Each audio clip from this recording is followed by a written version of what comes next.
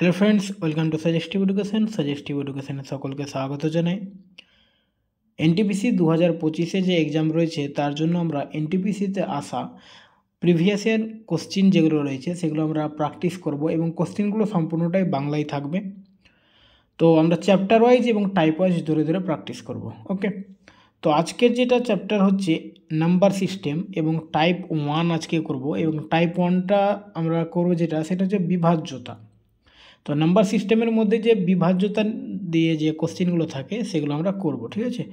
তো বিভাজ্যতা করার আগে আমাদের কয়েকটা জিনিস আগে শিখতে হবে, যেমন 2 দিয়ে বিভাজ্যতা অর্থাৎ 2 দিয়ে ভাগ যাবে এমন সংখ্যা, ঠিক আছে। 2 দিয়ে ভাগ যাবে এমন সংখ্যা আমরা কিভাবে চিনি? যে লাস্টে জোড় সংখ্যা থাকলে, অর্থাৎ 2 লাস্টের যদি একটা সংখ্যা 2 দিয়ে ভাগ যায় তাহলে আমরা ভাববো যে এটা 2 দিয়ে পুরোটাই ভাগ যাবে, তাই তো? এটা আমরা সকলেই জানি। আচ্ছা, 4 দিয়ে আমরা কিভাবে বুঝব?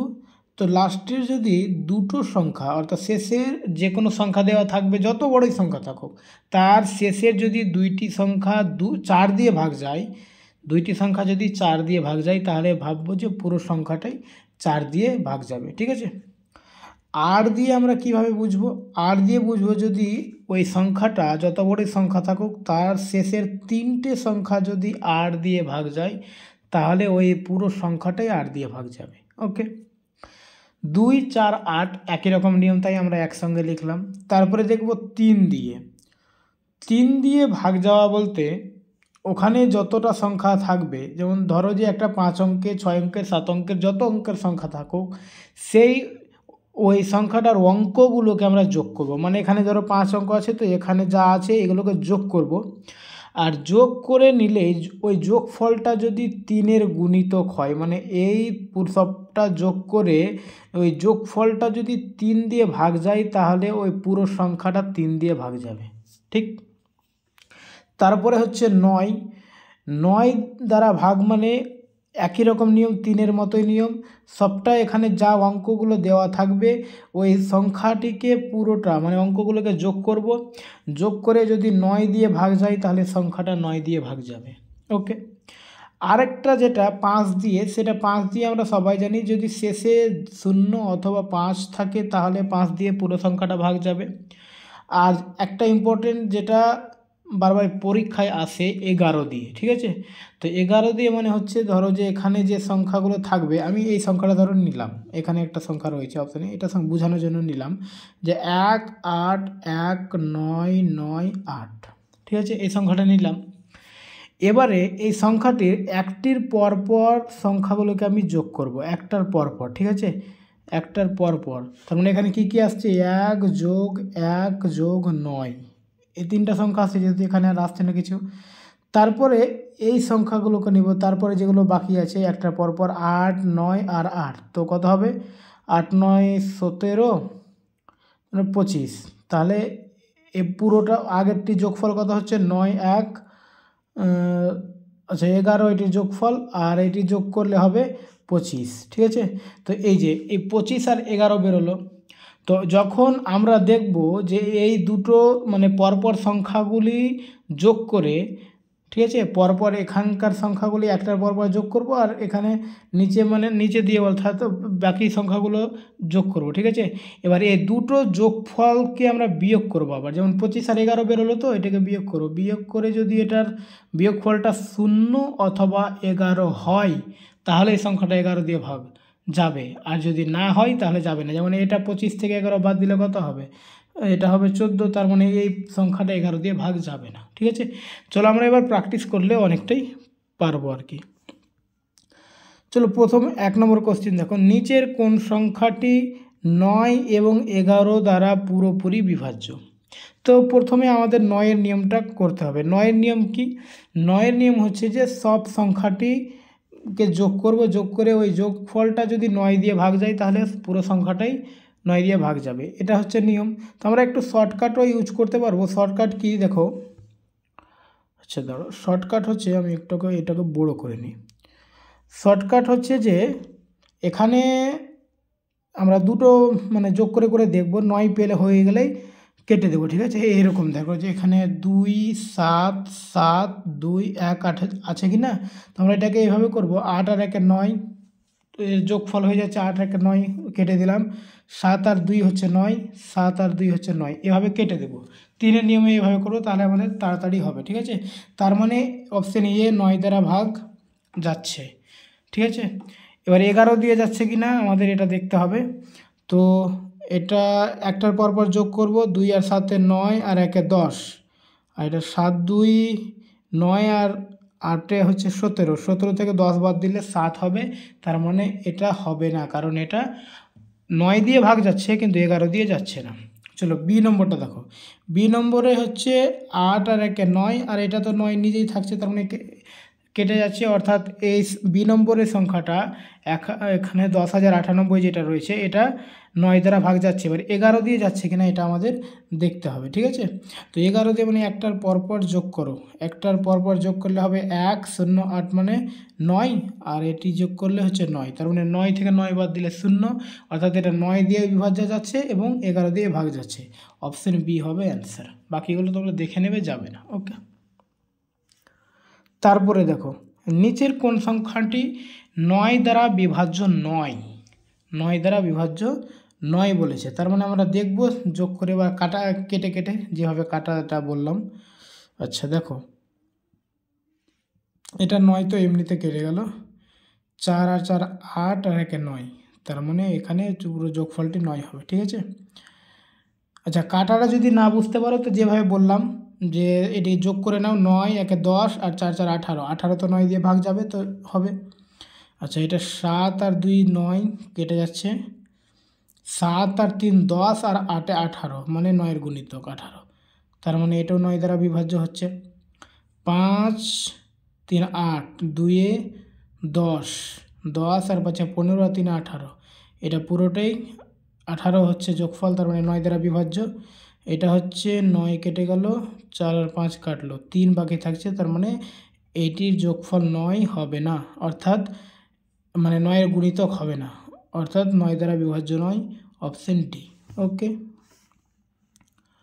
নিচের কোন সংখ্যাটি 8 দ্বারা বিভাজ্য নয়, 8 দ্বারা বিভাজ্য নয়। আচ্ছা 8-এর নিয়ম কি বলেছিলাম, 8-এর নিয়ম বলছিলাম যে আমরা লাস্টের 3টা সংখ্যা 8 দ্বারা ভাগ যেতে হবে, তাই তো। তো এখানে 792, 112, 412, 552, তো 8 দ্বারা বিভাজ্য নয় কোনটা আমরা দেখে নেব। আচ্ছা এটা 792কে 8 দিয়ে ভাগ করা যাচ্ছে কিনা, 8 9 72, আর সাথে হ্যাঁ এটা 8 দিয়ে ভাগ যাবে।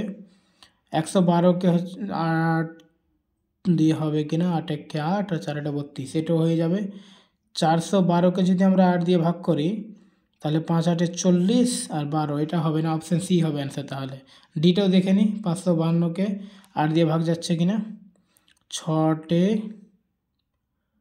48 আর 5 2 7, হ্যাঁ এটা যাচ্ছে, তার মানে অপশান সি হচ্ছে অ্যান্সার, যেটা 8 দ্বারা বিভাজ্য নয়। ওকে, যদি 7 সংখ্যার সংখ্যা মানে 7 অঙ্কের সংখ্যা এখানে, ঠিক আছে, 7 অঙ্কের সংখ্যা এখানে দেওয়া রয়েছে যে সংখ্যাটি 504x 5y3 11 দ্বারা বিভাজ্য হয়, তবে x এবং y এর যোগফলের একটি মান কি হবে। তো এখানে 11 দ্বারা বিভাজ্য মানে কি, একটার পরপর সংখ্যাগুলো যোগ করতে হবে। 5-এর সঙ্গে 4 5 3, এটি যোগ করলে কত হবে, 4 5 9, 5 14 আর 3 17। ওকে, আর এখানে কি কি বাকি থাকছে, 0 x আর y, তার মানে 0 তো বাদই ধরো, x প্লাস y, ঠিক আছে। তো তার মানে এই যে দুটো আমরা যোগ করলাম, একটা হচ্ছে 17 যোগফল হলো, আর একটা ওখানে তো সংখ্যা পাইনি, x প্লাস y পেয়েছি, তাই তো। তো এখানে আমাদের যোগফল মানে এই দুটোকে বিয়োগ করে এখানে হয় 0 নিয়ে আসতে হবে, না হলে 11 নিয়ে আসতে হবে। তো আমরা 0 কীভাবে নিয়ে আসবো, তার মানে x প্লাস ওয়াই এর মান যদি 17 হয় তাহলে এখানে 0 আসবে, 17 থেকে 17 বাদ দিয়ে, আর না হলে 6 যদি x প্লাস ওয়াইয়ের মান যদি 6 হয় তাহলে 11 আসবে। তো অপশানে কি রয়েছে, 17 রয়েছে না 6 রয়েছে, অপশানে 17 রয়েছে, তার মানে 17ই হবে অ্যান্সার। হয় এখানে x প্লাস ওয়াই এর মান 6 হবে, না হলে x প্লাস ওয়াইয়ের মান 17 হবে, দুটোর মধ্যে একটা হবে, ঠিক আছে। তো অপশানে একটা 17 রয়েছে, তো অ্যান্সার 17। তো এখানে এক্স এবং ওয়াইয়ের যোগফলই চেয়েছিল, তাই তাড়াতাড়ি আমাদের হয়ে গেল। চলো তারপরে দেখো, যদি 11 সংখ্যার সংখ্যা অর্থাৎ 11 অঙ্কের সংখ্যা এতটি যেখানে কেস ওয়া সমান পি 72 দ্বারা বিভাজ্য হয়, তবে 3k + 2p এর মান কি হবে? আচ্ছা দেখো, এখানে 72 দ্বারা বিভাজ্য বলেছে, আমরা তো 72-এর নিয়ম পড়িনি। তো 72 দ্বারা যখন বিভাজ্য বলবে তো 72কে আমরা ভাগ করে নেব। ভাগ করলে কি হবে? 8 দ্বারা আর 9 দ্বারা, 8 9 72 হয়। তার মানে হয় 8 আর 9 দ্বারা যদি যে সংখ্যাটা ভাগ যাবে সেটা 72 দিয়েও ভাগ যাবে। তার মানে 8 আর 9-এর নিয়ম তো আমরা জানি, এটা করব। তো 8 দিয়ে ভাগ যাবে সংখ্যাটা, তার মানে হচ্ছে লাস্টের 3টা সংখ্যাকে আমরা 8 দিয়ে ভাগ যেতে হবে। 3টা, আমি 4টাতে দাগ দিলাম না, 3টা, ঠিক আছে। তার মানে কে এর মান এখান থেকে আমরা বের করতে পারবো। ওকে, তো আমরা এটাকে 8 দিয়ে ভাগ করব, মিলিয়ে দেব, কে এর মান কী হবে দেখছি। আচ্ছা, আমি যদি কে এর মান 1 ধরি তো এখানে কি হবে? 1 ধরলে 8 6 48 36 হবে না। যদি 2 ধরি তাহলে 6 48 আর 46 হচ্ছে না। আমরা যদি কে এর মানটা 3 ধরে নিই তাহলে হয়ে যাবে মনে হয় 6 48 আর 13 থেকে 8 বাদ 5, হ্যাঁ 7 8 56 মিলে আছে। তার মানে কে সমান হচ্ছে 3, কে সমান 3, এখানে আমরা এটা রাখলাম, কে এর মান 3 পেয়ে গেছি। আচ্ছা, এবার হচ্ছে 9 দ্বারা বিভাজ্য দেখতে হবে। এবার 9 দ্বারা বিভাজ্য মানে আছে এখানে আমরা যদি কে এর মানটা 3 লিখে দিই, তো এবার এটি 9 দ্বারা বিভাজ্য মানে কি? সবটার যোগফল আমাদেরকে 9 লাগবে, তাই তো। তো আমি এতটা তো যোগ না করে আমি একটা নিয়ম শিখলাম যে কেটে দেব, যে দুটার যোগফল যেমনি 9 হবে তেমনি কেটে দেবো, বা 9-এর গুণিতক হলে কেটে দেবো। তো এই 6 আর কে এর মান তো 3 পেয়ে গেছি, এই 3 কাটলে 9, ওকে। এই 5 আর 4 কাটলে 9, মানে এটা বাদ। আচ্ছা, 5 আর 5 10 আর 8 18, মানে 9-এর গুণিতক 18, এটাও বাদ। আচ্ছা, 8 আর 8 16 থাকছে। এবার পি এর মান কি নিব যাতে আমাদের 9-এর গুণিতক হয়ে যাবে? তো আমরা 16 পাচ্ছি, আর পি এর মান যদি আমরা 2 নিয়ে নিই তাহলে তো এটা 18 হয়ে যাবে, তাহলে এটা কেটে যাবে। তার মানে পি সমান হচ্ছে 2, তো কে এর মান হচ্ছে 3। এবার এটার মান আমাদের বের করতে হবে। তাহলে 3 আর কে এর মান কত পেয়েছি? 3, মানে এখানে গুণ হয়ে যাবে, যোগ 2, আর পি এর মান আমরা কী পেয়েছি? 2, তাই তো। তো 3 3 9 আর 2 2 4, তো 9 আর 4 যোগ করলে হবে 13, অপশান সি হচ্ছে অ্যান্সার। ওকে, চলো তারপরে দেখো, একটি সংখ্যা এনকে 5 দ্বারা ভাগ করলে অবশিষ্ট থাকে 2, এন স্কোয়ারকে 5 দ্বারা ভাগ করলে অবশিষ্ট কি হবে? তো এরকম যখনই অঙ্ক আসবে তখন আমরা কি করব, যে ধরো এনকে 5 দ্বারা ভাগ করলে অবশিষ্ট থাকবে 2, তো এইটা যোগ করে নিলে আমরা সংখ্যাটা পেয়ে যাব। মানে 5 আর 2 হচ্ছে 7। দেখো 7কে তুমি 5 দ্বারা ভাগ করো, 5 1 5, 2 অবশিষ্ট অংশ। তার মানে আমরা এটা যোগ করে নিব, তো সংখ্যাটা হয়ে গেলো 7। তার মানে এন এর মান 7। এবার বলছে এন স্কোয়ারকে 5 দ্বারা ভাগ করলে কত অবশিষ্ট থাকবে? তো 7-এর স্কোয়ার মানে কত? 7 7 49, 49কে যদি 5 দিয়ে ভাগ করি তাহলে কত হবে? 5 9 45, তার মানে এখানে 4 অবশিষ্ট থাকবে, অপশান সি হচ্ছে অ্যান্সার। ওকে, তারপরে দেখো, প্রথম 100টি ধনাত্মক পূর্ণ সংখ্যার মধ্যে কতগুলি সংখ্যা 3 বা 4 দ্বারা অবশিষ্ট ছাড়াই বিভাজ্য, মানে 3 আর 4 দ্বারা সম্পূর্ণরূপে বিভাজ্য হবে। আচ্ছা, তো আমরা 100কে যদি 3 দিয়ে ভাগ করি তো কতটি সংখ্যা বের হবে? 33টা সংখ্যা বের হবে। মানে 100কে 3 দিয়ে ভাগ করলে 33 পূর্ণ কিছু একটা আসবে, তাই তো। তো আমাদের ওগুলো দরকার নেই, 100কে 3 দিয়ে ভাগ করব, 33টা সংখ্যা এমন আসবে 1 থেকে 100-র মধ্যে যে 3 দিয়ে ভাগ যাবে, আর 100-র মধ্যে 4 দিয়ে ভাগ যাবে, এবং সংখ্যা হচ্ছে 25টি। ঠিক আছে, এবার এখানে 33 পেলাম আর 25 পেলাম, তো টোটাল কত হচ্ছে? 33 আর 25-এ যোগ করলে হবে 58, তাই তো। তার মানে 58টা সংখ্যা 3 আর 4 দ্বারা বিভাজ্য। কিন্তু এই 58টার মধ্যে এমন মানে কিছু সংখ্যা আবার রয়েছে যে 3 দিয়ে 4 দিয়ে দুটো দিয়ে বিভাজ্য একটাই সংখ্যা, যেমন 12 আমরা যদি বলি 3 দিয়ে ভাগ 4 দিয়েও ভাগ, তার মানে এই সংখ্যাটা তো ডাবল কাউন্ট হয়ে যাচ্ছে এখানে 33 আর 25-এর মধ্যে। তারপরে 24 3 দিয়েও ভাগ যাবে 4 দিয়ে ভাগ যাবে, তো এই যে 12 মানে 3 আর 4 এর লসাগু হচ্ছে 12, তো 12 গুণিতকগুলো আমরা বাদ দিয়ে দিলে এখান থেকে হয়ে যাবে। তো 100-র মধ্যে 12 গুণিতক কটা বেরোবে? 8 এবং 96, মানে 8টা বেরোবে। তো 58 থেকে 8টা বাদ দিয়ে দেবো, যেহেতু ওগুলো ডাবল কাউন্ট হয়েছে। তো অ্যান্সার আমাদের হয়ে যাবে 50। অপশন এ হচ্ছে 50। ওকে। 1 থেকে 700 এর মধ্যে কতগুলি সংখ্যা সম্পূর্ণরূপে 17 দ্বারা বিভাজ্য? দরকারই নেই আমাদের এই ধরনের অঙ্ক। 700কে 17 দিয়ে ভাগ করব, যা হবে ওটাই অ্যান্সার। ঠিক আছে, তো 17 4 17 68, আর আমাদের এখানে ভাগশেষের দরকার নেই, যেটা ভাগ ফলে আসবে ওটাই। আর এখানে হচ্ছে 2, তো 17 1 17, তো 3 অবশিষ্ট দরকারই নেই, এখানে 41 হচ্ছে অ্যান্সার, অপশন বি।